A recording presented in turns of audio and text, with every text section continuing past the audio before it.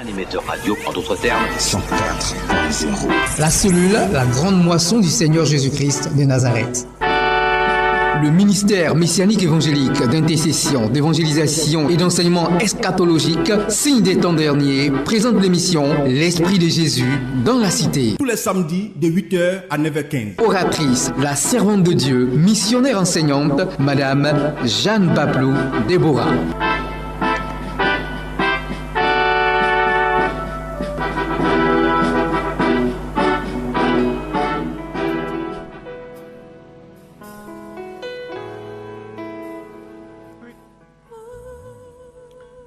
Dieu,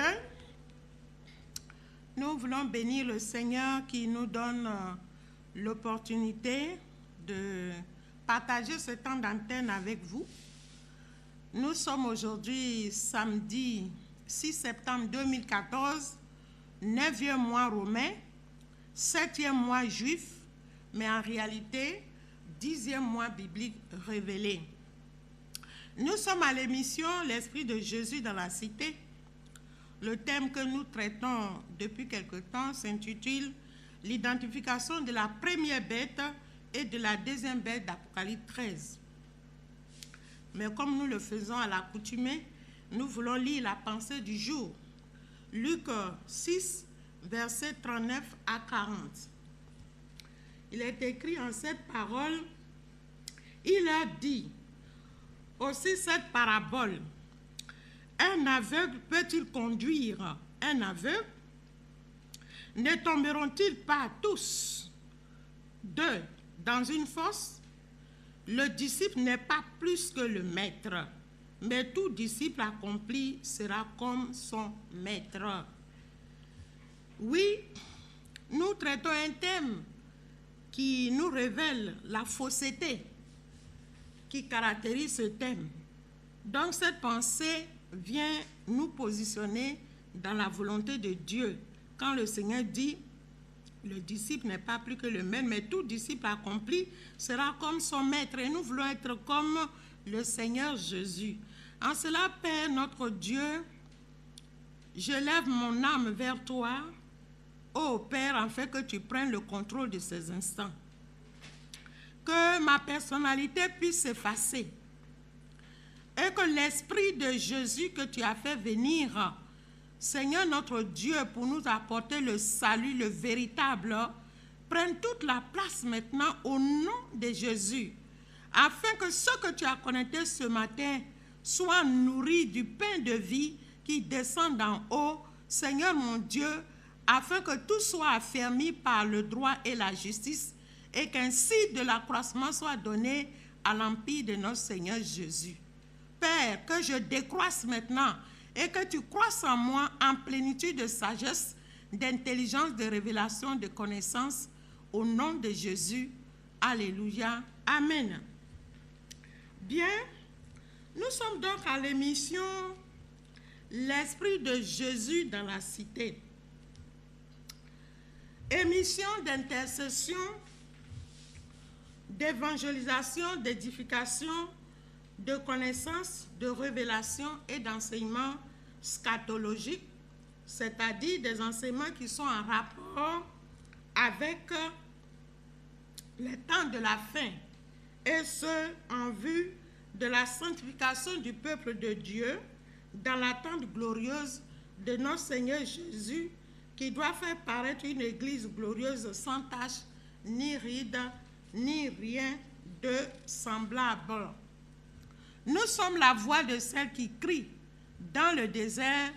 Nous sommes au 06 28 62 90 02 99 15 46.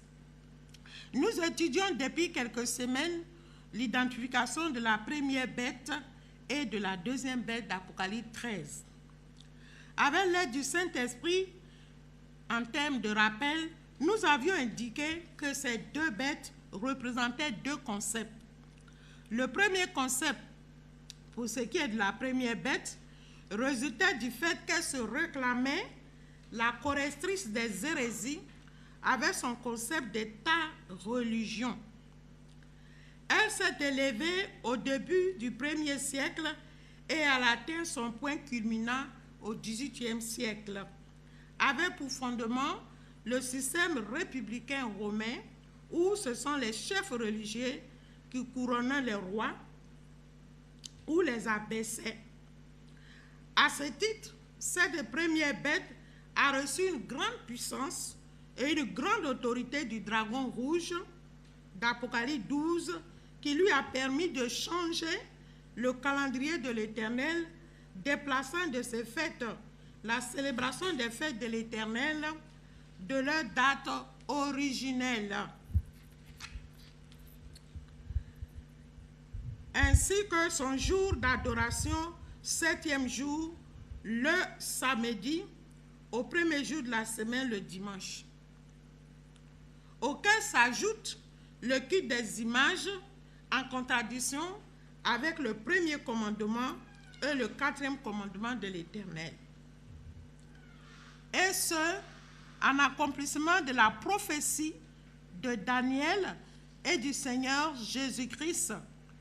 Daniel 7, versets 7 à 25, Daniel 9, versets 20 à 27 et Matthieu 24. Signalons que cette première bête a connu sa blessure mortelle entre la fin du XVIIIe siècle et le début du XIXe siècle, peu après la fin de la Première Guerre mondiale, aussi bien sur le plan religieux que sur le plan économique, et ce en 1798 et 1929, comme cela est indiqué en Apocalypse 13, versets 1 à 4. En réplique donc à ces événements, comme nous l'indiquions tantôt, une deuxième bête s'est élevée pour établir un autre concept fondé sur deux idéologies qui sont les deux cornes de cette deuxième bête qui sort de la terre à l'apparence d'agneau et qui parle comme un dragon. Cette deuxième bête, à son élévation à la fin du XVIIIe siècle et début du XIXe siècle, a combattu le culte des images et instauré l'exercice des dons de l'esprit, comme nous l'avons indiqué tantôt. Cependant, elle est demeurée dans le changement du calendrier de l'Éternel et de son jour d'adoration, le sabbat de l'Éternel en culte de dimanche, qu'a opéré la première bête, en accomplissement de Daniel 7, verset 23 à 25 et Apocalypse 13, verset 12, selon qu'il est écrit qu'elle exerçait toute l'autorité de la première bête en sa présence et elle faisait que la terre et ses habitants adoraient la première bête dont la blessure mortelle avait été guérie.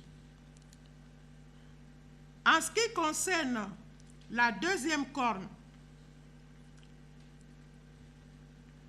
qui est le symbole de la réforme politique et économique, la deuxième bête a institué la démocratie qui est l'image de Satan le diable dont elle reçut puissance et autorité avec son corollaire de laïcité qui est le rejet de Dieu par le gouvernement du peuple, par le peuple et pour le peuple, où l'homme a la primauté, d'une part. D'autre part, du point de vue économique, elle institua la libre entreprise par le système capitaliste qui est le credo de son développement et la liberté tout azimut dans tous les domaines de la vie de l'homme. C'est en cela le Dieu des Hébreux, l'Éternel des armées, le Créateur de la terre et des cieux, a qualifié ce système des deux bêtes d'Apocalypse 13 du nombre d'hommes qui est 666. Avec l'aide du Saint-Esprit, nous avions décrypté ces 3, 6, 6 en ce que le premier 6 est l'homme sans la connaissance de Dieu, Osée 4, verset 6. Le deuxième 6, c'est l'homme sans la crainte de Dieu, Ésaïe 29, verset 13. Et le troisième 6, c'est l'homme sans la justice de Dieu. Nous avions indiqué également que l'objectif final de ce système, qui est le nôtre, est de conduire ce monde dans lequel nous sommes sous le règne de l'Antéchrist avant le retour de notre Seigneur Jésus, et ce, en accomplissement d'Apocalypse 16, versets 12 à 16, que nous avons lu le sabbat dernier, et Apocalypse 17, versets 1 à 17, que nous allons lire tout à l'heure. Seuls ceux qui auront opté pour le Seigneur Jésus-Christ avec une vie réelle et une volonté sincère d'obéir au commandement de Dieu échapperont à tous les jugements que l'Éternel enverra contre ce système. Aussi, nous voulons voir aujourd'hui, à la lumière de la parole de Dieu, l'identité spirituelle de ceux qui sont sans la justice de Dieu pour ce qui est du 3e 6 d'Apocalypse 13. Avant tout, nous voulons donc lire Apocalypse 17 qui nous révèle que ce système nous conduit sous le règne de l'Antéchrist. C'est pourquoi Dieu l'a qualifié de 6-6. Bien. Alors, nous allons lire donc Apocalypse 17 pour poursuivre notre temps d'antenne. Nous venons de rappeler ce que nous avions déjà indiqué au cours des études précédentes. Alors, il est écrit dans cette parole, Apocalypse 17. Donc, il dit, puis, un des 7 anges qui tenait les 7 coupes vint et il m'adressa la parole en disant, viens, je te montrerai le jugement de la grande prostituée qui est assise sur les grandes eaux. Donc, les 2 bêtes-là, d'Apocalypse 13, le Seigneur les qualifie encore ici de grandes prostituées. Il dit, c'est avec elles que les rois de la terre se sont livrés à l'impudicité. Et c'est du vin de son impudicité que les habitants de la terre se sont enivrés. Vous voyez, non? Et il me transporta en esprit dans un désert. Et je vis une femme assise sur une bête écarlate, pleine de noms de blasphème, ayant 7 têtes et 10 cornes. Vous voyez que nous retrouvons les mêmes symbolismes de l'Apocalypse 13, là, de la bête, dans cette parole d'Apocalypse 17. Vous voyez? On dit quoi? Et je vis une femme assise sur une bête écarlate, pleine de noms de blasphème, ayant 7 têtes et 10 cornes. Donc c'est le jugement de ce système dans lequel nous sommes, qui est relaté dans Apocalypse 17 que nous sommes en train de lire. Il est écrit, cette femme était vêtue de pourpre, d'écarlate et parée d'or, de pierres précieuses et de perles. Elle tenait dans sa main une coupe d'or remplie d'abominations et des impuretés de sa prostitution. Vous voyez que quand on va dans Apocalypse, dans Matthieu 24, verset 15, le Seigneur Jésus aussi parle de l'abomination, de la désolation qui va s'installer dans le lieu saint. Donc ces 2 bêtes se sont levées. Elles ont parlé de Dieu à leur manière. Elles ont voulu corriger les erreurs à leur manière, mais le Seigneur les traite d'abomination. Le Seigneur les traite de prostitution. C'est pourquoi chacun doit se préparer à la rencontre de son Dieu. Il est écrit sur son front, était écrit un nom, un mystère, Babylone la grande, la mère des impudiques et des abominations de la terre. Donc c'est le système dans lequel nous sommes, que l'Esprit de Dieu est en train de qualifier de Babylone la grande, la mère des impudiques et des abominations de la terre. Et dit, et j'ai vu cette femme ivre du sang des saints et du sang des témoins de Jésus. Et en la voyant, je fus saisi d'un grand étonnement. Et l'ange me dit, pourquoi t'étonnes-tu? Je te dirai le mystère de la femme et de la bête qui la porte, qui a les 7 têtes et les 10 cornes. Je dis pour vous mettre au même niveau, pour ceux qui n'avaient pas suivi le début, ici les 10 cornes, ce sont 10 nations qui se sont élevées en 1957. Et aujourd'hui, ces 10 nations sont au-delà de 10. Ils sont plus de 20 même.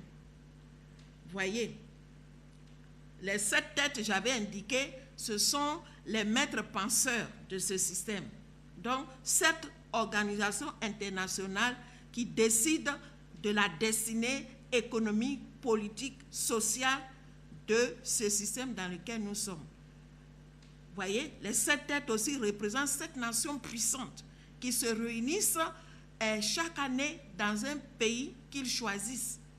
Voyez, donc nous sommes dans le plein accomplissement de cette prophétie.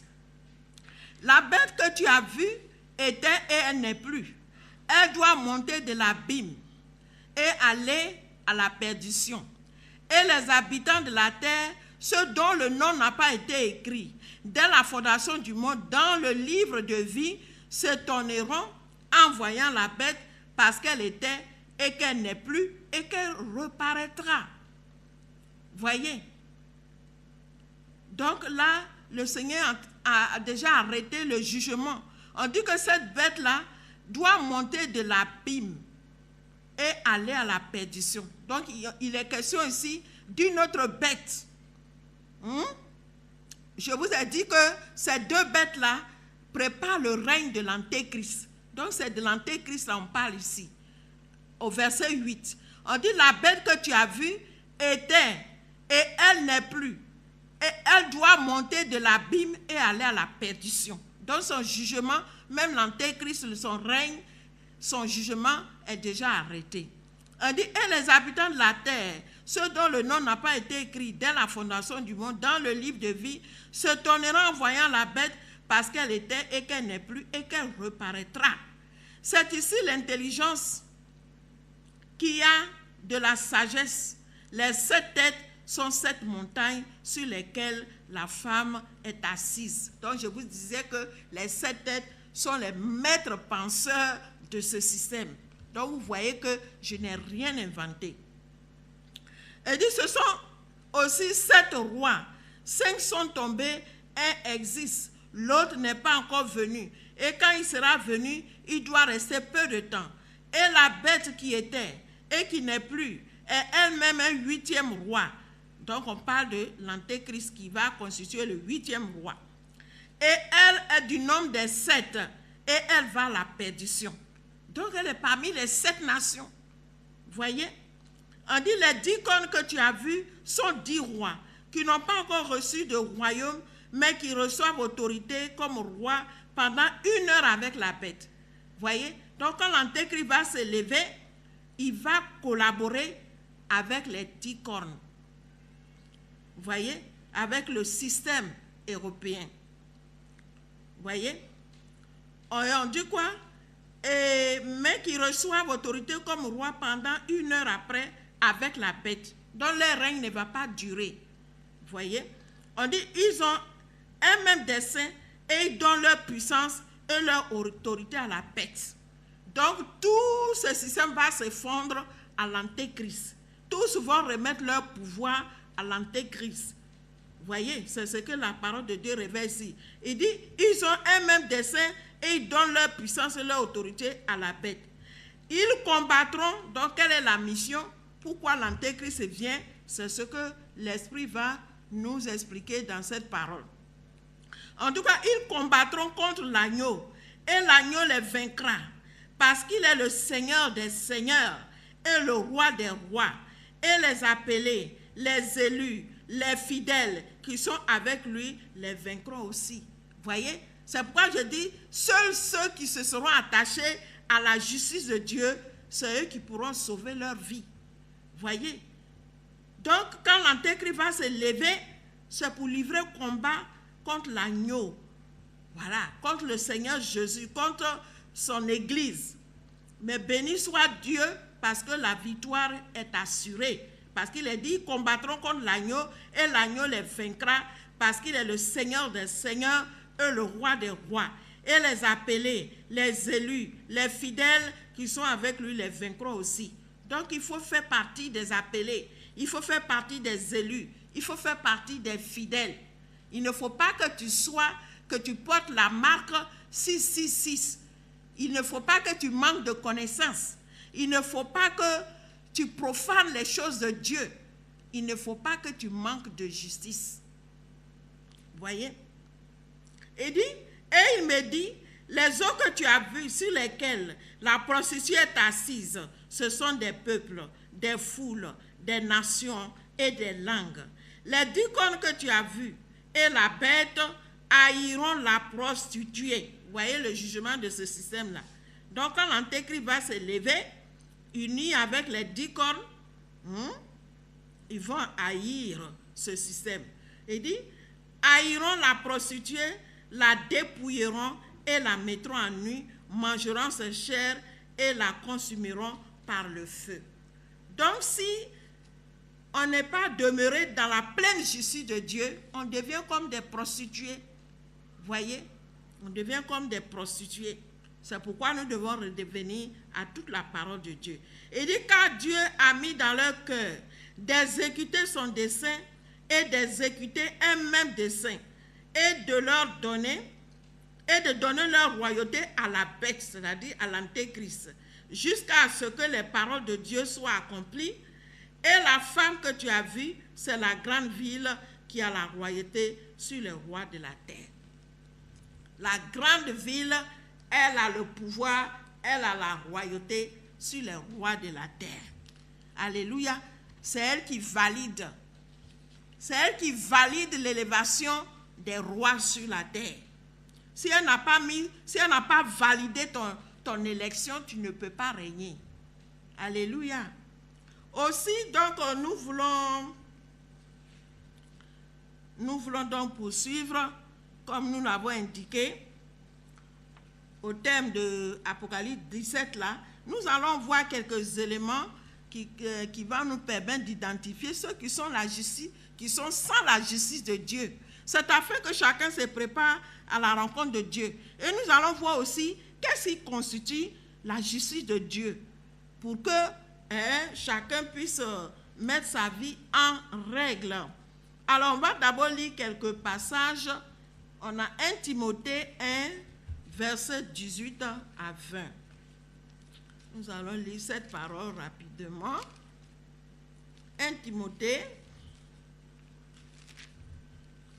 que je retrouve cette parole-là. 1 Timothée, voilà. 1 Timothée 1, verset 18. Paul dit là, le commandement que je t'adresse, Timothée mon enfant, selon les prophéties faites précédemment à ton sujet, c'est que d'après elles, tu combattes le bon combat. Donc Dieu nous exhorte à combattre le bon combat. Il dit, en gardant la foi et une bonne conscience. Cette conscience, quelques-uns, voyez, l'ont perdue et ils ont fait naufrage par rapport à la foi. Donc nous sommes dans un système où beaucoup ont fait naufrage sans même s'en rendre compte. À la foi véritable, à la doctrine de notre Seigneur Jésus. Et dit, de ce nom sont Hyménée et Alexandre que j'ai livrés à Satan, afin qu'ils apprennent à ne pas blasphémer. Donc celui qui est sans la justice de Dieu, c'est celui qui blasphème.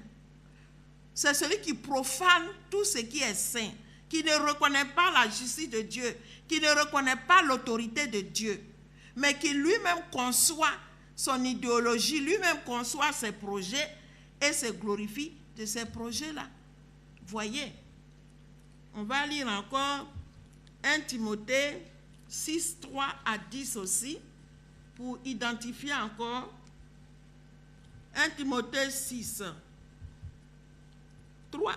Il est dit, si quelqu'un enseigne de fausses doctrines, voyez, donc ceux qui sont sans la justice de Dieu, c'est ceux qui enseignent les fausses doctrines, qui n'ont rien à voir avec la doctrine de notre Seigneur Jésus. Et dit, et ne s'attache pas aux saintes paroles de notre Seigneur Jésus et à la doctrine qui est selon la piété, il est enflé d'orgueil. Il ne sait rien et il a la maladie des questions oiseuses et des disputes de mots, d'où naissent l'envie, les querelles, les calomnies, les mauvais soupçons, les vaines discussions d'hommes corrompus d'entendement, privés de la vérité. Voyez? Et croyant que la piété, c'est une source de gain. Voyez? Donc nous sommes dans un système où on développe les doctrines de prospérité.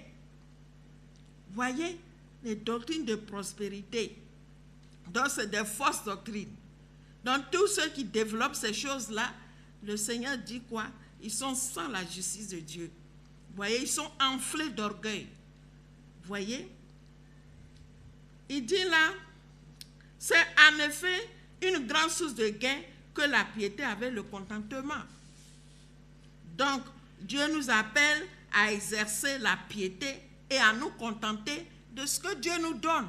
Car le Seigneur dit quoi? Mon juste vivra par la foi. Donc, si tout notre évangile, si notre doctrine est de parler seulement que de richesse, de prospérité, nous sommes du nombre de ceux qui sont sans la justice de Dieu. Verset 7. Et dit, car nous n'avons rien apporté dans le monde et il est évident que nous n'en pouvons rien emporter. Si donc nous avons la nourriture et le vêtement, cela nous suffira. Mais ceux qui veulent s'enrichir tombent dans la tentation, dans le piège et dans beaucoup de désirs insensés et pernicieux qui plongent les hommes dans la ruine et la perdition. Car l'amour de l'argent est une racine de tous les maux et quelques-uns en étant possédés. Voyez, ils sont même possédés de la recherche de l'argent. C'est une possession même. Et dit, en étant possédés, se sont égarés loin de la foi et se sont jetés eux-mêmes dans bien de tourments. Alléluia. On n'interdit pas de devenir riche si Dieu te bénit, si Dieu t'élève. Bon, si tu fais tes activités, que ça marche, gloire à Dieu. Mais ça ne doit pas être une possession, ça ne doit pas être une obsession. On ne doit pas inventer des doctrines pour vouloir absolument enrichir le peuple de Dieu. Si on le fait, on est sans la justice de Dieu. Nous allons encore lire. Nous sommes en train de décrypter le 3e 6 là. Et on dit c'est le nombre d'hommes. Et ce nombre c'est 666. Nous avons décrypté. Premier 6 c'était l'homme sans la connaissance de Dieu.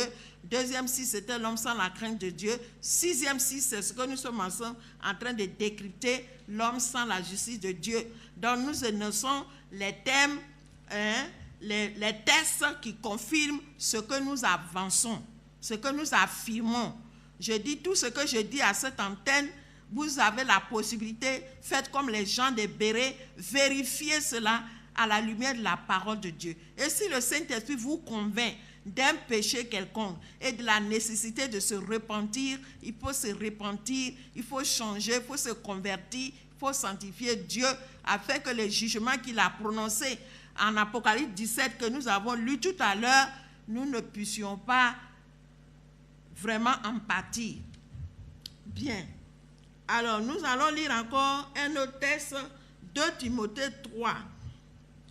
Il est dit dans cette parole-là, sache que dans les derniers jours, il y aura des temps difficiles, car les hommes seront quoi? Égoïstes, amis de l'argent. Amis de l'argent. Si tu es ami de l'argent, mon frère, fais attention. Si tu es ami de l'argent, fais attention, car tu risques d'avoir la marque 6.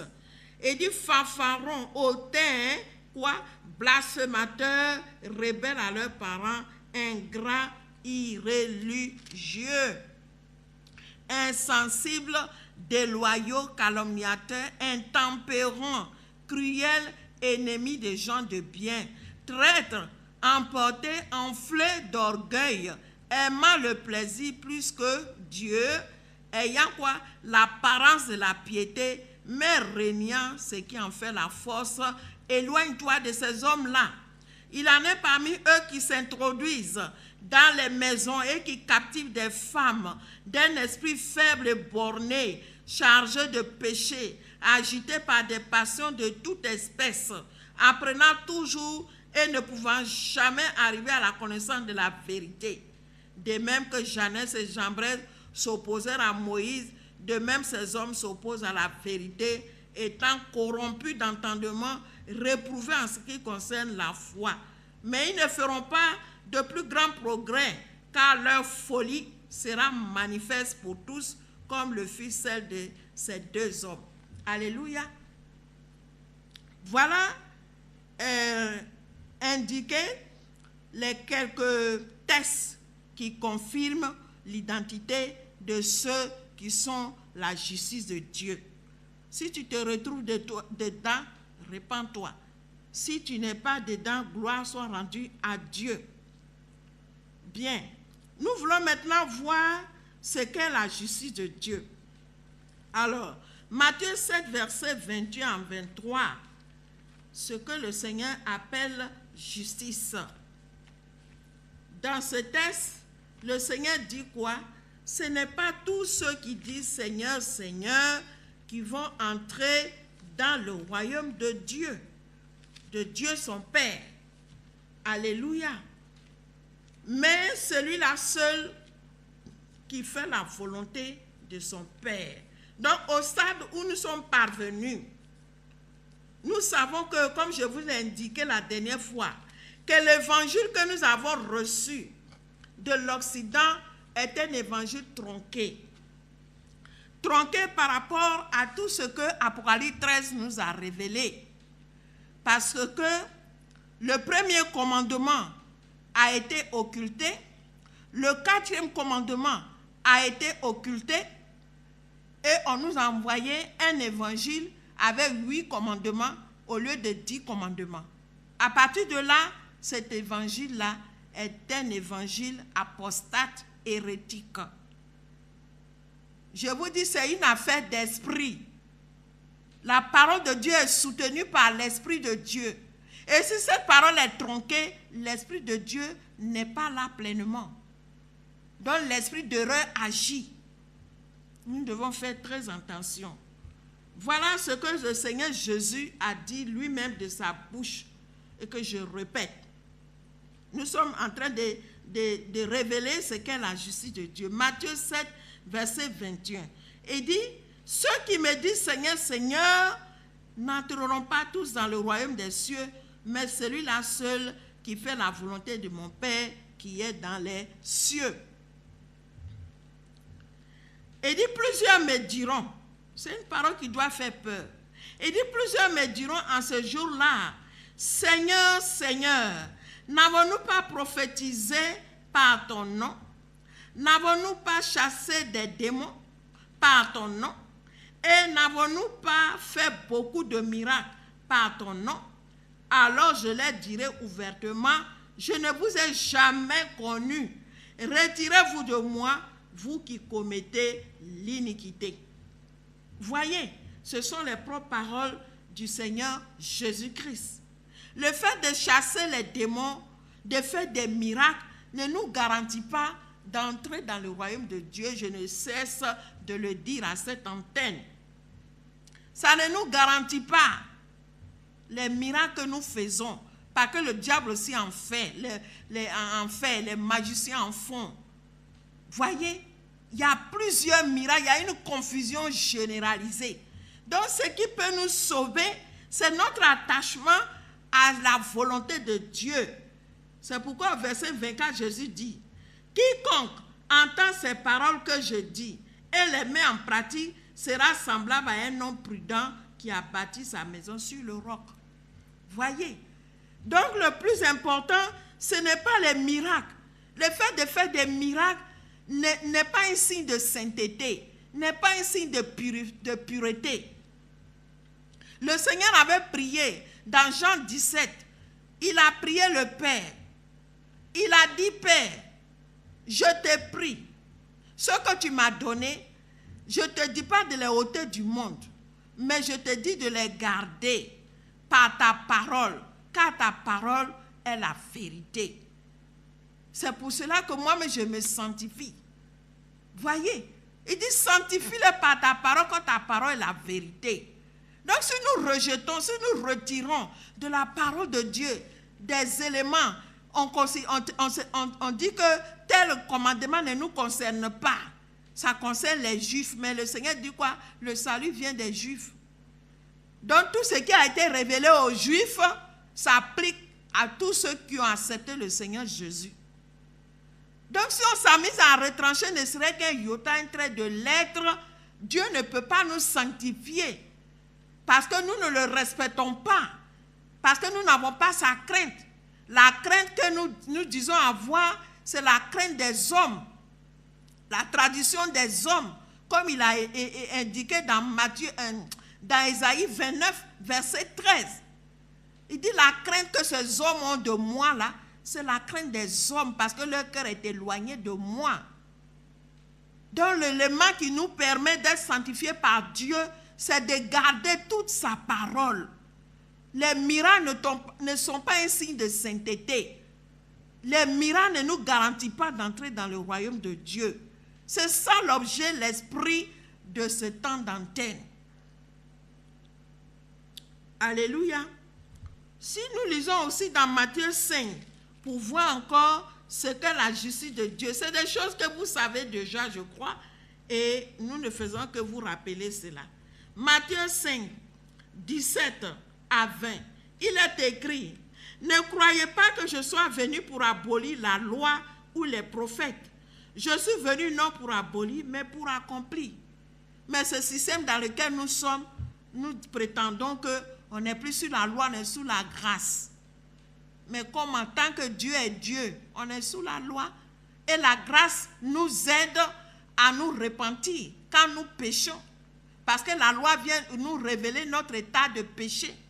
Et tant que nous sommes sur cette terre-là, notre salut, c'est par la foi. Et pour entretenir ce salut par la foi, il faut marcher selon la justice de Dieu. Faute de quoi, nous profanons notre propre salut. Ésaü et son frère Jacob étaient nés jumeaux de même sang. Mais on a vu que Ésaü, quoi qu'il ait eu la grâce d'être le premier, il a profané ce premier-là et il a perdu tout ce qui renfermait la grâce. Donc la grâce est plus exigeante même que la loi. Parce que la loi est physique, mais la grâce c'est l'esprit. Et si nous ne sanctifions pas l'esprit, il nous sera difficile d'être agréable à Dieu. C'est ce que nous cessons de vous indiquer. Verset 18. Le Seigneur dit, car je vous le dis en vérité, tant que le ciel et la terre ne passeront point, il ne disparaîtra pas de la loi un seul iota ou un seul trait de lettre jusqu'à ce que tout soit arrivé. Tout soit arrivé. On dit tant que le ciel et la terre. Est-ce que le ciel est passé? Est-ce que la terre n'existe plus? Pour qu'on puisse dire que dans les commandements de Dieu, là, il y a des commandements qui concernent ceux qui sont sous la grâce et des commandements qui concernent les Juifs. Faisons très attention. C'est une interprétation erronée de la pensée de Dieu. Le verset 19, il dit, celui donc qui supprimera l'un de ses plus petits commandements et qui enseignera aux hommes à faire de même sera appelé le plus petit dans le royaume des cieux. Mais celui qui les observera et qui enseignera à les observer, celui-là sera appelé grand dans le royaume des cieux. Car, je vous le dis, si votre justice ne suit pas celle des scribes et des pharisiens, vous n'entrerez point dans le royaume des cieux. Ça, c'est Jésus qui le dit. On nous dit qu'on ne peut pas perdre la grâce, on ne peut pas perdre le salut. Mais ça, ce sont les paroles de Jésus. Si notre justice ne suit pas celle des Juifs, des pharisiens, les pharisiens avaient la loi, ils avaient la lettre. Mais quand l'esprit de la lettre est venu, ils ont rejeté l'esprit. Nous aussi, on a l'esprit et on dit on ne veut pas aussi la lettre. Les deux marchent ensemble. Les deux oliviers qui se tiennent devant Dieu, c'est la parole et le Saint-Esprit. Donc on ne peut pas prendre simplement le Saint-Esprit et renier même ce qui permet que l'Esprit soit. Voyez, c'est là que nous devons comprendre ce qu'est la justice de Dieu. Bon, à cause du temps, je vais vous donner les autres références. Nous ne pourrons pas lire tout. On va lire peut-être un seul, Ésaïe 56, 1 à 8. Et puis le reste, je vais vous donner et vous allez lire ça chez vous à la maison, si vous voulez bien. Si vous voulez bien. Ésaïe 56, Voyez ce que déclare l'Éternel, le Dieu des cieux, par la bouche d'Ésaïe, qui a été le premier évangéliste en son temps. Il est écrit, ainsi parle l'Éternel, observez ce qui est droit et pratiquez ce qui est juste. Car mon salut ne tardera pas à venir et ma justice à se manifester. Heureux l'homme qui fait cela et le Fils de l'homme qui y demeure fermement, gardant le sabbat pour ne point le profaner et veillant sur sa main pour ne commettre aucun mal. Donc le fait d'observer le sabbat seul ne te garantit pas d'entrer dans le royaume de Dieu. Tu observes le sabbat, mais tu observes aussi tous les autres commandements en sanctifiant Dieu, en pratiquant la charité, en t'attachant aux vertus de Dieu. Et dit que l'étranger qui s'attache à l'Éternel ne dise pas, l'Éternel me séparera de son peuple. Et que l'eunuque ne dise pas, voici je suis un arbre sec. Car ainsi parle l'Éternel, aux eunuques qui garderont mes sabbats, qui choisiront ce qui m'est agréable et qui persévéreront dans mon alliance. Je donnerai dans ma maison et dans mes murs une place et un nom, préférable à des fils et à des filles. Je leur donnerai un nom éternel qui ne périra pas. Ça, c'est la vie éternelle que Dieu garantit à ceux qui observent non seulement le sabbat, mais qui obéissent aussi à tous les autres commandements. Et dit, et les étrangers qui s'attacheront à l'Éternel pour le servir, pour l'aimer, pour aimer le nom de l'Éternel, pour être ses serviteurs. Tous ceux qui garderont le sabbat pour ne point le profaner et qui persévéreront dans mon alliance, je les amènerai sur ma montagne sainte et je les réjouirai dans ma maison de prière.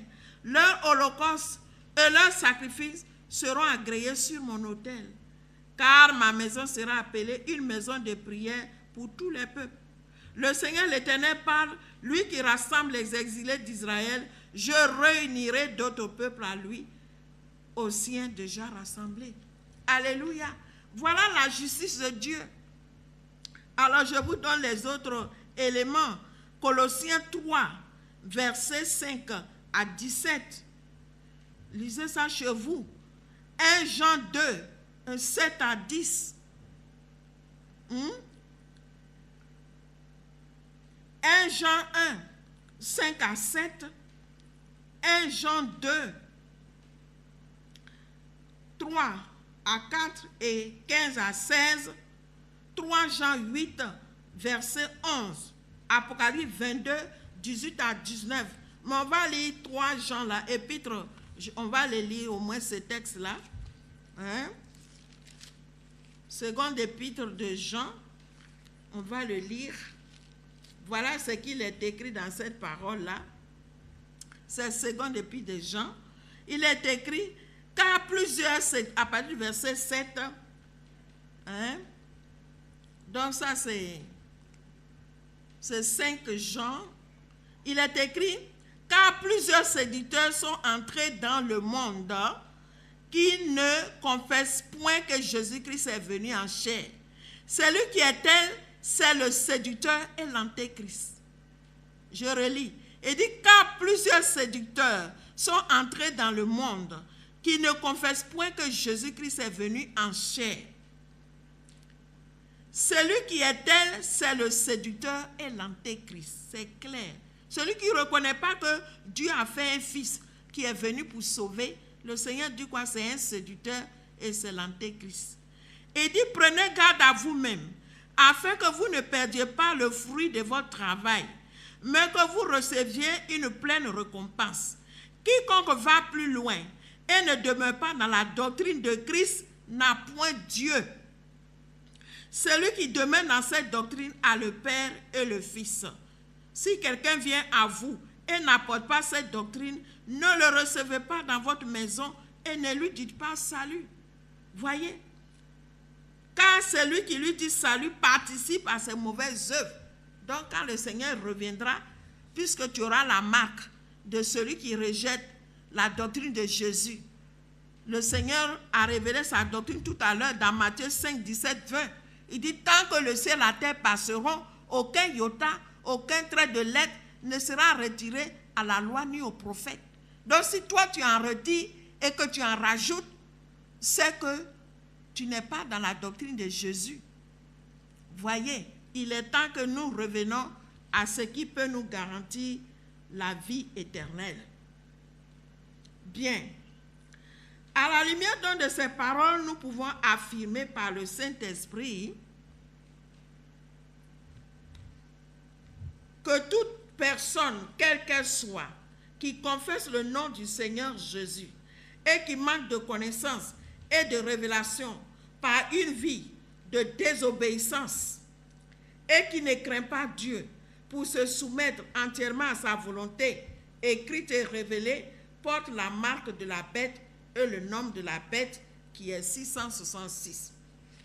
De même, toute personne qui renie que Jésus-Christ est le Fils de Dieu, venu en chair, de l'Esprit qu'il était, et conçu par la puissance du Saint-Esprit, porte la marque, le nom et le nom de la bête 666, quelle que soit sa bonne foi à vouloir adorer Dieu. 1 Jean 2, 18 à 23 confirme ces faits. On va lire ce texte et puis nous allons nous arrêter là puisque maintenant notre temps est un peu limité et nous allons passer à la deuxième partie de notre temps d'antenne. 1 Jean 2, 18 à 23. Il est écrit en cette parole: petits enfants, c'est la dernière heure. Et comme vous avez appris qu'un antéchrist vient, il y a maintenant plusieurs antéchrists. Par là, nous connaissons que c'est la dernière heure. Ils sont sortis du milieu de nous. Donc, c'est des gens qui parlent de Dieu aussi. Vous voyez? C'est des gens qui parlent de Dieu, qui parlent de Jésus. Mais le Seigneur dit quoi? Ils sont des antéchrists dans la mesure où ils ne sont pas demeurés dans la pleine justice de la volonté de Dieu. Il dit, mais ils n'étaient pas d'un autre. Voyez? Donc, quand tu n'appartiens pas à Dieu, quand tu n'appartiens pas à Jésus, tu vas sortir.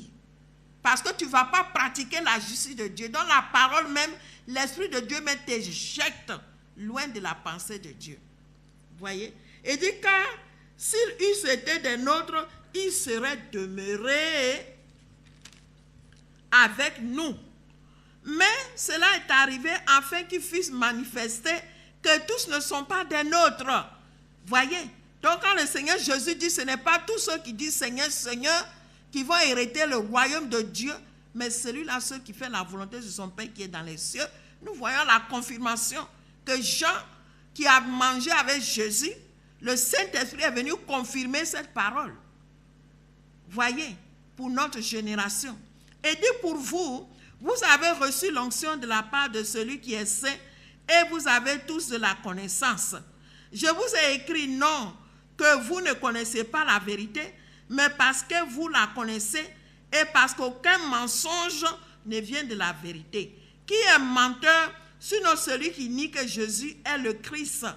Donc l'antéchrist qui va se lever, il va renier fondamentalement Jésus-Christ.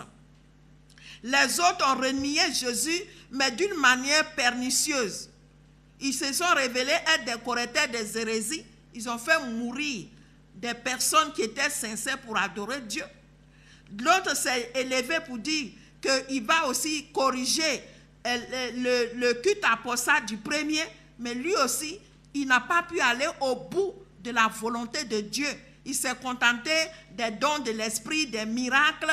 Il s'est contenté de bannir les cultes d'images, mais il est demeuré dans le changement de calendrier et du jour d'adoration que Dieu avait décrété. À partir de là, il devient menteur comme le premier.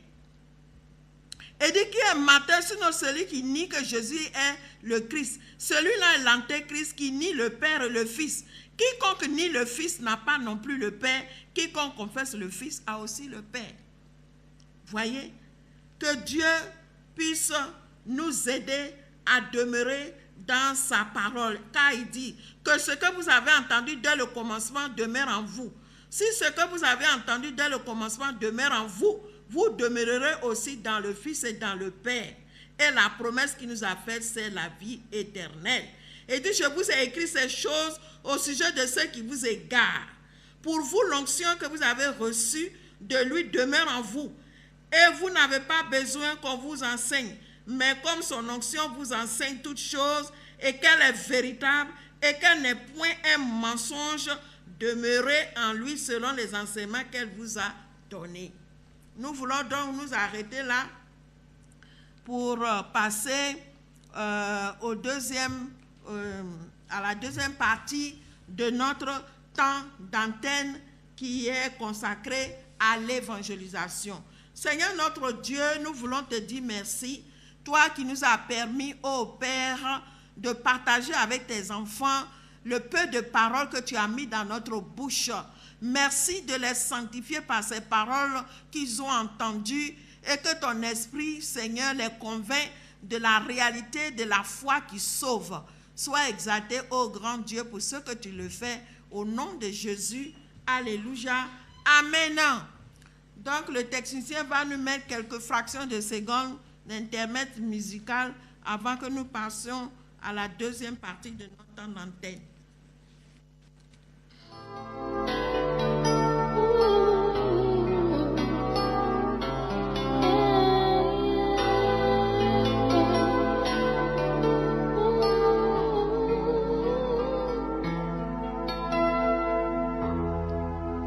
Tu es plus grand que ce que l'on dit, Jéhovah, tu es plus grand que ce que l'on dit. Tu es plus grand que ce que l'on dit, tu es plus grand que ce que l'on dit, tu es excellent.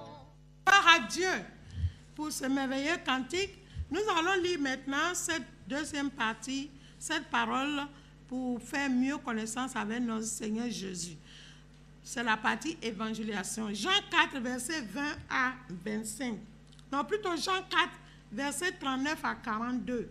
Voici ce qui est écrit. Nous lisons rapidement. Jean 4. Oh, excusez-moi. Je t'ai fait la page. Excusez-moi. 4. Voilà ce qui est écrit. Jean 4. Merci beaucoup. Voilà, on y va. Jean 4, 39, il est dit, plusieurs Samaritains de cette ville crurent en Jésus à cause de cette déclaration formelle de la femme. Il m'a dit tout ce que j'ai fait. Aussi, quand les Samaritains vinrent le trouver, ils le prièrent de rester auprès d'eux et il resta là 2 jours. Un beaucoup plus grand nombre crurent à cause de sa parole. Et il disait à la femme, ce n'est plus à cause de ce que tu as dit que nous croyons, car nous l'avons entendu nous-mêmes et nous savons qu'il est vraiment le sauveur du monde. Voyez mon frère, Jésus est le sauveur du monde. En dehors de lui, il n'y a point d'autre sauveur. C'est pourquoi ce matin, comme ces Samaritains qui disent, à cause de sa parole, il dit, ce n'est plus à cause de ce que tu as dit que nous croyons, car nous l'avons entendu nous-mêmes et nous savons qu'il est vraiment le Sauveur. Ce matin, mon frère, ma soeur, tu vas dire à Jésus, je reconnais que tu es le Sauveur de l'humanité. Je veux te recevoir, parce que Jésus même l'a dit en Jean 3, 16, que Dieu a tant aimé le monde qu'il a donné son Fils unique, afin que quiconque croit en lui ne périsse point, mais qu'il ait la vie éternelle. Donc tu peux recevoir ce Jésus-là ce jour, parce que tout ce monde dans lequel nous sommes va être jugé, va être condamné. Si tu n'as pas Jésus, tu seras châtié par Dieu.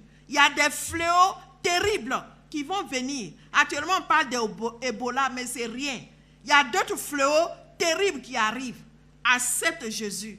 Même si la maladie t'emporte, mais au moins tu as reçu Jésus. C'est pourquoi tu vas dire, Seigneur Jésus, comme les Samaritains, je te reçois ce matin comme mon sauveur personnel. Je te demande pardon, Seigneur Jésus, pour mes péchés. Accueille-moi dans ton royaume. Efface mon nom dans le livre de la mort et scelle-moi pour la vie éternelle. Si tu as fait cette prière avec sincérité, crois que le Seigneur t'accueille. Et tu dis à Satan, je me sépare de tes œuvres maintenant. Au nom de Jésus, je marche maintenant dans la vie de Jésus. Si tu as fait cette prière, crois que Dieu t'accueille. Alors si tu n'as pas de Bible, achète-toi une Bible. Et demande au Seigneur de t'aider à trouver une assemblée où tu pourras adorer Dieu en esprit et en vérité. Seigneur, voici ton enfant qui t'a accepté. Père, nous prions afin que tu le scelles pour la vie éternelle. Merci mon Dieu, mon roi, pour tout ce que tu as connecté à cette radio ce matin, qui ont été attentifs à tout ce que tu as mis dans notre bouche. Tu les sanctifies pour la vie éternelle et que toute gloire te revienne. Merci Seigneur pour notre nation aussi, sur laquelle tu fais reposer ta grâce afin d'attirer tous les fils et filles de cette nation dans ta lumière, dans ta vérité, dans ta justice. Sois exalté Dieu pour ce que tu le fais. Merci au Père pour tous ceux qui travaillent dans cette radio, que tu fais reposer ta grâce sur eux au nom de Jésus. Maintenant que nous allons au terme de ce temps, Seigneur, nous prions aussi afin que tu brises toutes les flèches par lesquelles Satan et ses démons voudraient attaquer nos enfants et nous-mêmes au nom de Jésus. Nous sommes donc la voix de celle qui crie dans le désert. Nous sommes au 06 28 62 90, au 02 99 15 46. Par la grâce de Dieu, nous serons encore là pour pouvoir terminer cette étude et après quoi, nous allons prendre quelque temps de repos. Soyez bénis au nom de Jésus. Alléluia. Amen.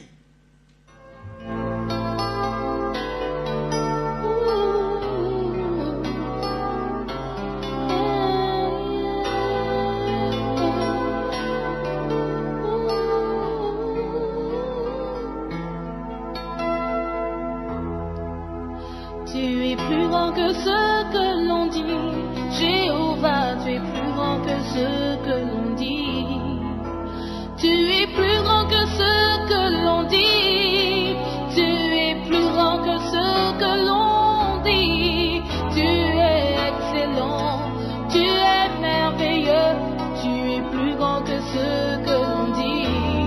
Oh, tu es excellent. Tu es merveilleux.